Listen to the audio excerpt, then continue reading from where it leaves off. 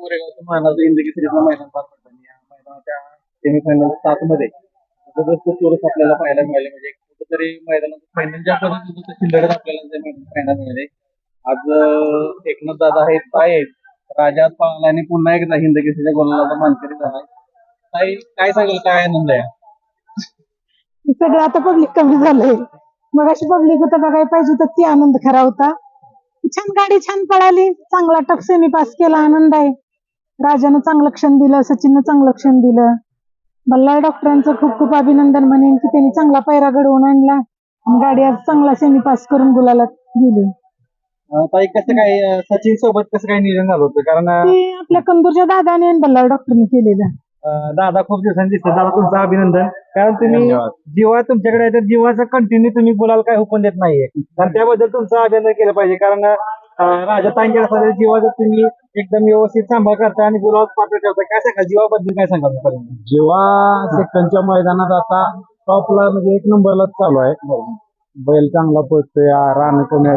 Actually बैल कमी पल्ल्याच्या रानाला चांगला पळतोय आणि आमच्याकडे सेकंडला 700 फुटाच्या पल्ल्याचे रान असल्यामुळे तिथं आणि मातीचं रान असल्यामुळे मातीच्या रानाला बैल चांगला पळायला लागलाय. टॉप मध्ये पळतो. आज राजासोबत तुम्ही आहात, काय सांगाल? हिंद केसरीचा मान मिळाला परत एकदा, काय सांगाल? मान इंद केसरीचा मिळाला त्याचा तर अतिशय आनंद आहे. कारण पहिले ह्या मैदानात दादा जुना खेळाडू आहे, पण राजाचा पहिला आहे. 14-15 वर्षापूर्वी आमचा पहिला नंद्याचा इथे 1 नंबरचा गुलाल आहे आणि त्याच्यानंतर आता राजानं पण कोरेगावात गुलाल दिलाय. त्यामुळं अतिशय आनंद. मला वाटतं 2-3 दिवसात तुम्ही स्टेटस टाकलं होतं की कोरेगावचा हिंद केसरी नंद्या म्हणून टाकलं होतं. आज तुमचं स्वप्न असं की बाबा नंद्याचा वारसा पुढे राजानं चालवा तर तो चालवला त्या. आणि खरं तर आता आज मोठा सेमी तुम्हाला माहितीये, काय सांगाल? अनुभव काय वाटलं तुम्हाला? नाही, खेळ टप होता आजचा. सेमी टप होता, गाड्या चांगल्या होत्या, चांगल्या नंदी होती सेमीत पळणार आणि त्याच्यातनं गाडीने सेमी पास केला. फार मोठं कौतुक आहे बैलांचं आणि आप्पा ड्रायव्हरचं. म्हणजे त्या तिन्हींच्या कौशल्यामुळे आम्हाला गुलाल.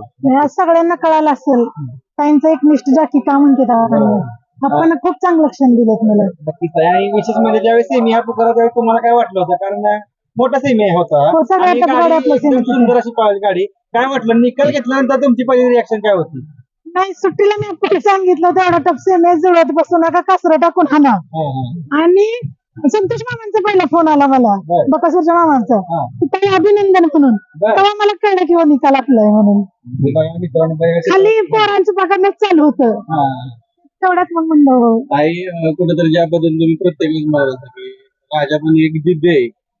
जेव्हा अतितटीची लढत झाली तेव्हा त्यांना तुमची मानकरी खाली होऊन दिली नाही. दादा असू दे, तुम्ही असं, तुमची संपूर्ण टीम असू दे, प्रत्येक अतितटीची लढतीत त्याने विजय प्राप्त केलेला. काय सांग? तिथंच पैसे वसूल आहेत सांगायचं म्हणलं तर. खूप चांगलं क्षण दिलं तर. आणि काय कुस्ती खेळावी तर मोठ्या पैलवानांसंग खेळावी, बारक्यात खेळून थोपटण्यात अर्थ नाही ना. त्यामुळे चांगलं लढत चांगली झाली. अशा लढती प्रेक्षकांना पण बघायला आनंद आहे.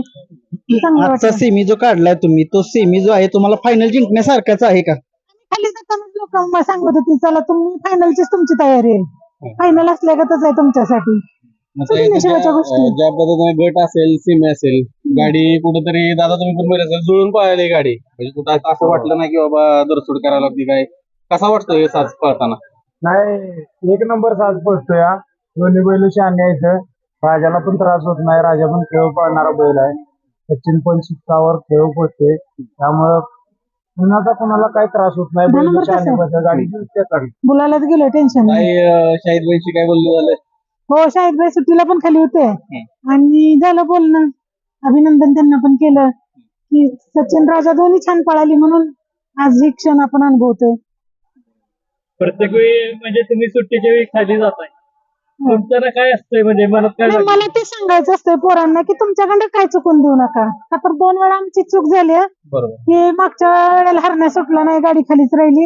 आणि पोरांना मी ती सांगत असते की बाबा ना नंदी पळतात पण मान्य चूक व्हाय नको.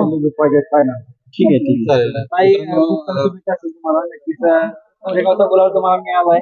अशीच तुमची स्वप्न दादांचं तुमचं पूर्ण करायला जाईल. तुम्हाला शुभेच्छा. ज्या पद्धतीने काय तुमचं स्वप्न आहे हे प्रथम क्रमांक आज पूर्ण आमची पण अपेक्षा आहे आणि ती नक्की बघूया कधी होत्या काय, कधी 1 नंबरचा मान मिळतोय बघू. आहे खूप सारे शुभेच्छा. धन्यवाद.